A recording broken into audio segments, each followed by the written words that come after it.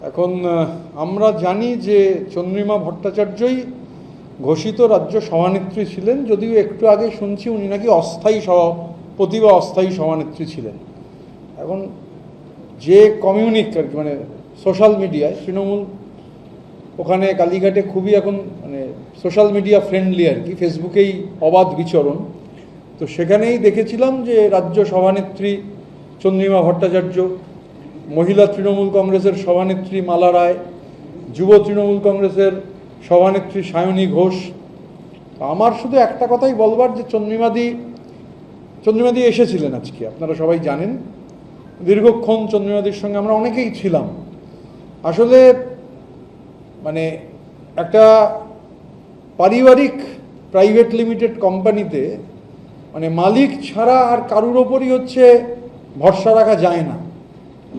এখন private limited কোম্পানিতে এটা একটা টেন্ডেন্সি আছে যে কর্মচারীদের নানান আছিলায় অপমান করা, তাদের ডিমিন করা। তো আমি যতটুকু যা দেখেছি, বুঝেছি, শুনেছি, যে চন্দ্রিমা ভট্টাচার্য তিনি বারবার বলেছেন যে তার আনুগত্য নিয়ে প্রশ্ন উঠেছে। তো আসলে তো সেই প্রাইভেট লিমিটেড কোম্পানি, আমরা সবাই তার কর্মচারী, এই যে মাইন্ডসেট, তো আর সেই মাইন্ডসেট চন্দ্রিমা ভট্টাচার্য যা বলেছেন সেটা ক্লিয়ার, একদম খুব লাউড অ্যান্ড ক্লিয়ার উনি যেটা বলেছেন, অনেকক্ষণ আমরাও শুনলাম। উনি আরও রাজ্য বাজেট সংক্রান্ত, অতীতের রাজ্য বাজেট, সেগুলো নিয়েও বলেছেন। তো চন্দ্রিমাদি দীর্ঘদিনের রাজনীতিবিদ, একাধিকবারের বিধায়ক, মন্ত্রী, সকালবেলা পদত্যাগ করা পর্যন্ত মমতা বন্দ্যোপাধ্যায় ঘোষিত যে কমিটি, সেই কমিটির রাজ্যের সভানেত্রী ছিলেন, যদিও এখন বলা হচ্ছে অস্থায়ী সভানেত্রী। তো যাই হোক, সেটা যারা বলছেন তাদের প্রেরোগেটিভ। আমি শুধু আমার বিনীত অনুরোধ আপনাদের মাধ্যমে, যে যারই নাম ঘোষণা করছেন একটু খোঁজ নিয়ে করুন। মানে এই যে বারবার মুখ পুড়ছে, এটা ভালো নয়। মালাদির নাম ঘোষণা হলো, সায়নীর নাম ঘোষণা হলো, তারা অন্যত্র চলে গেলেন। চন্দ্রিমা ভট্টাচার্য, তার নাম ঘোষণা করেছিলেন, তিনি 1 মাস তো সভানেত্রীর ভূমিকা পালন করলেন এবং প্রতিদিনই তিনি অফিস করতেন। তো তিনি আজকে পদত্যাগ করলেন। ন্যাশনাল ওয়ার্কিং কমিটির একাধিক সদস্য পদত্যাগ করেছেন। জেলার সভাপতি ঘোষণা করেছেন, যখন ঘোষণা করছেন আমাদের সঙ্গে বসে আছেন।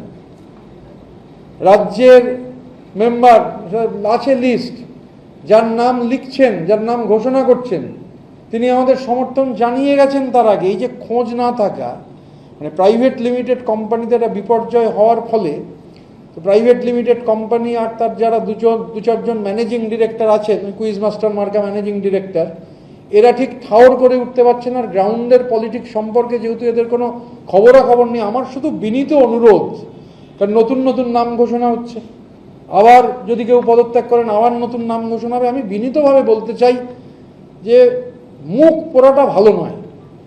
এই যে ধরুন যাদের নাম ঘোষণা করছেন, খোঁজ নিয়েছেন তো যেটা আমাদের সঙ্গে যোগাযোগে নেই? ভালো করে খোঁজ নিয়েছেন তো যে এদের সাথে অন্য কারুর যোগাযোগ নেই?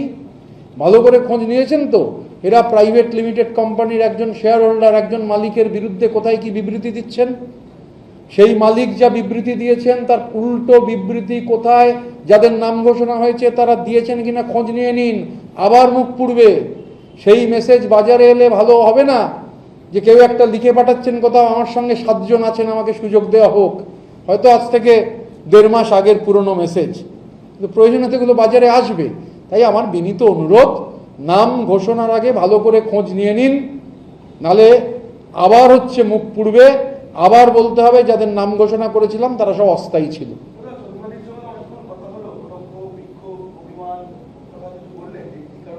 প্রথম কথা, যেহেতু এটা একটা মানে personal interrogation with a collective,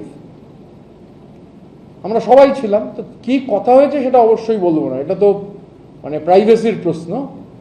কিন্তু দেখুন, আমাদের সবার যে অভিমত, মানে একটা প্রাইভেট লিমিটেড কোম্পানির মালিকদের মানে অধীনে যারা ছিলেন তাদের সবারই যে অভিমত, আমার ধারণা চন্দ্রিমাদির অভিজ্ঞতাও তার থেকে ভিন্ন কিছু নয়, হওয়ার কথাও নয়। তো নর্মালি অনেক কথাই হয়েছে, মানে আমি বারবার একটা কথা এর আগেও বলেছি যে অভিজ্ঞতাগুলো সবারই এক জায়গায় এসে মিশে যাচ্ছে। All road leads to Rome. তেমনি সমস্ত রাস্তায়, সমস্ত অভিযোগ, সমস্ত ক্ষোভ, সমস্ত অভিমান সমস্ত অপমান, সমস্ত যন্ত্রণা, সমস্ত humiliation, all roads are leading to a single destination.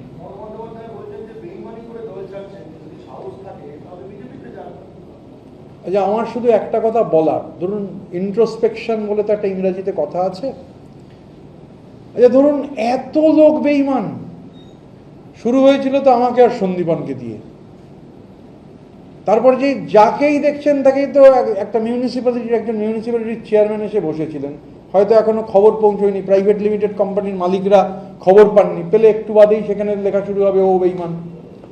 আমরা বলছি যে ঠক বাজতে গিয়ে গা উজাড় হয়ে যায়, একটা কথা আছে না বাংলায়। এই বেঈমান খুঁজতে খুঁজতে হচ্ছে, তারপর যদি হাতে খালি পেন্সিল থাকে, মানে আপনি বেঈমান খুঁজে বেড়াচ্ছেন দূরবীন দিয়ে, এরপরে মানে সবাই তো বেঈমান।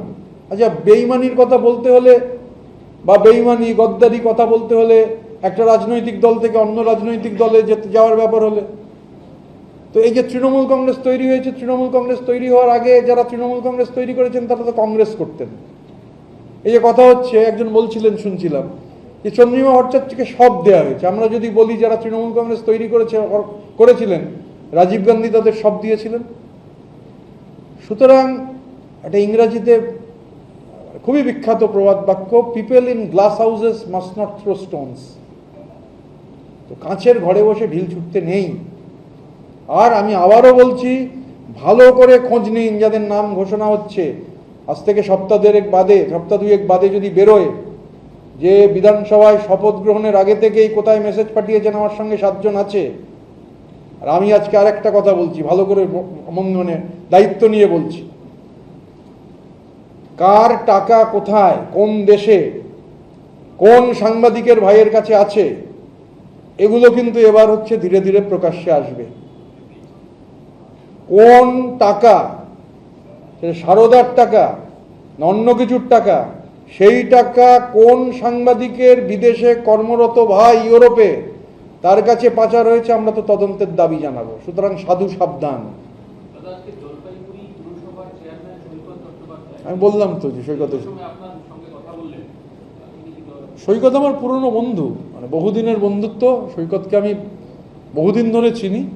তো সৈকত এসেছিল নির্দিষ্টভাবেই, এমনি আসেনি, মানে কলকাতা বেড়াতে আসেনি, আমাদের সঙ্গে দেখা করতেই এসেছিল। তা এখন অপেক্ষা করছি কখন আবার বলবে সৈকত বেঈমান।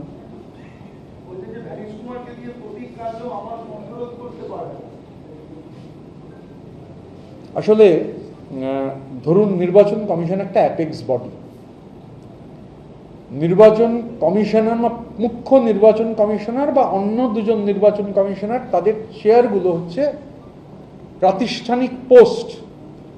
মানুষ পাল্টে যান কিন্তু চেয়ারের গুরুত্ব কমে না। আপনি নির্বাচন কমিশনে গেলে যে ঘরটাই নির্বাচন কমিশনের ফুল বেঞ্চ সবাইকে মিট করে, সেটা একজন জ্যোতির্ময় বাঙালি, মানে যিনি না থাকলে আজকে আমাদের দেশের নির্বাচন করার প্রাণ পুরুষ সুকুমার সেন, তার নামে নামাঙ্কিত। তো জ্ঞানেশ কুমার যে চেয়ারে বসেন ওটাই সুকুমার সেন বসতেন। তো ওটা একটা চেয়ার। তো স্বাভাবিকভাবে চেয়ারকে অপমান করার কোনো, বা ধরুন আমিও আমার বক্তৃতায় কখনো শুনলেন না আপনি যে শব্দটা ব্যবহার করলেন, আমি কখনো এই শব্দটা ব্যবহার করেছি, কারণ এটা করা যায় না। এটা অ্যাপেক্স বডি নির্বাচন কমিশন। তো নির্বাচন কমিশন আর মানে হঠাৎ করে ঠাকুর ঘরে কে আমি তো কলা খাইনি, হঠাৎ এগুলো বলতে হচ্ছে কেন? যে প্রতীকের কথা ভরসা রাখুন না নির্বাচন কমিশনের ওপর, অ্যাপেক্স বডির ওপর তো ভরসা রাখতে হবে। দেশের তো একটা কাঠামো আছে, আইন আছে, সংবিধান আছে, অ্যাপেক্স বডির ওপর ভরসা রাখতে হবে। আমরা ভরসা রাখছি। আমাদের গত যেদিন আমরা দেখা করলাম দিল্লিতে, আমাদের 10 সদস্যের প্রতিনিধি দল 22 তারিখ যখন আমাদের স্পেশাল সেশনটা হয়, স্পেশাল সেশন হওয়ার পর আমরা 23 তারিখে আমাদের রিপ্রেজেন্টেটিভরা তারা নির্বাচন কমিশনে আমাদের ডকুমেন্টেশন দিয়েছিলেন। এটার মধ্যে অবাক হওয়ার কিছু নেই, এটা একটা ম্যান্ডেটরি প্রসেস। কোনো পার্টির কনফারেন্স, কোনো পার্টির পার্টি কংগ্রেস, কোনো পার্টির ন্যাশনাল কনফারেন্স, কোনো পার্টির স্পেশাল সেশন, এগুলো হলেই নিয়ম হচ্ছে নির্বাচন কমিশনকে লিখিতভাবে জানাতে হবে, ইন্টিমেট করতে হবে। তো আমরা 23 তারিখই করেছিলাম এবং আমরা ওনাদের বলেছিলাম যে আমরা ফুল বেঞ্চ, আমরা চাই যে ফুল বেঞ্চ আমাদের যদি একটা টাইম দেন। তো আমাদের টাইম দিয়েছিলেন। আমরা প্রথমে জানতাম 5 জন, তারপরে বললেন যে 10 জন অ্যালাউড, আমরা 10 জন গেছি। আমরা যা লিখিতভাবে জানিয়েছিলাম সেটাই আবার জানিয়েছি, এটাই দস্তুর। মানে মগের মুলুক নয়, কিন্তু আমাদের দেশ যেহেতু পৃথিবীর বৃহত্তম গণতন্ত্র যে সিস্টেম আছে, সিস্টেমে এটাই দস্তুর, আমরা সেটা করেছি। এবং আমার ফ্লাইট রাত্রিবেলা ছিল একটু পরের দিকে, তো আমি দিল্লিতে থাকাকালীনই, তখনও আমি বেরোইনি, মানে আমার এয়ারপোর্টের দিকে রওনা হয়নি, আমি দুটো মেল পাই। 2nd জুলাই 2026 7:22 একটা মেল আসে, আর 7:23 একটা মেল আসে। সেই মেল অবশ্যই ব্রিচ অফ প্রিভিলেজ হবে বলে আমি দেখাবো না, কিন্তু টাইম বলে দিচ্ছি, 7:22 আর 7:23 সন্ধ্যেবেলা মমতা বন্দ্যোপাধ্যায়কে একটা চিঠি দেওয়া হয়েছে। আমাদের সেই চিঠিতেই আমাদের যে রেজিস্টার্ড ঠিকানা, সেই রেজিস্টার্ড ঠিকানায় আমার নামে সেখানে সেই চিঠির কপি আমাকে দেওয়া হয়েছে, আর আমাকে যে কপিটা দেওয়া হয়েছে সেটারও, আমাকে যে চিঠিটা দেওয়া হয়েছে তার কপি মমতা বন্দ্যোপাধ্যায়কে পাঠানো হয়েছে। বাজারে এই যারা সারাদিন বুলি আওড়ান, তারা সেদিন কপচে ছিলেন যে কোনো চিঠি পাওয়া যায়নি। তা আজকে শুনছি বলছেন, কোনো মিডিয়াকে ভুল বুঝিয়ে বলা হয়েছে নির্বাচন কমিশন আজকে চিঠি দিচ্ছেন। নির্জলা মিথ্যে কথা, প্যাথোলজিক্যাল লাই।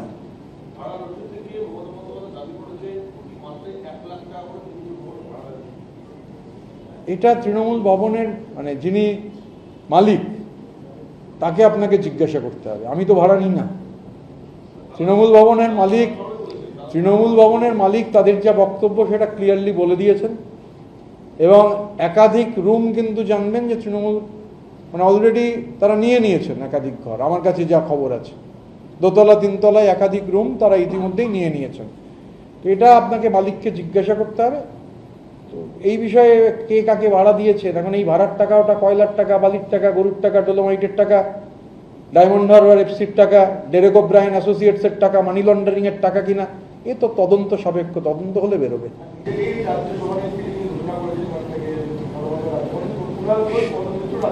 ওই যে বললাম যে যাই করবেন একটু ভেবেচিন্তে করুন, মুখ যেন আবার না পড়ে। সাম্প্রতিক সময় আপনি বিরোধী দলনেতা হওয়ার আগে থেকে যতবার আপনি আমাদের সাথে মুখোমুখি হয়েছেন, একটা শব্দের প্রতি ভীষণ জোর দিয়েছেন, কালেক্টিভ। এই কালীঘাট বন্দী কি সত্যি এই ধরনের কোনো কালেক্টিভ আলোচনাতে বিশ্বাসী হয়? মানে আপনার নিজের অভিজ্ঞতা। আমি 2020 সালের 21শে জুলাইয়ের একটা মিটিংয়ে রাজ্য কমিটির সম্পাদক হয়েছিলাম। 2020 জুলাই মাসের 21 তারিখ ভিডিও কনফারেন্সিংয়ের মাধ্যমে একটা মিটিং থেকে one of the state secretaries, অনেক স্টেট সেক্রেটারি থাকেন, তো 2020 সালের জুলাই মাসে সেই রাজ্য কমিটির সম্পাদক হওয়ার পর আমি আজ অবধি কোনো রাজ্য কমিটির মিটিং অ্যাটেন্ড করিনি।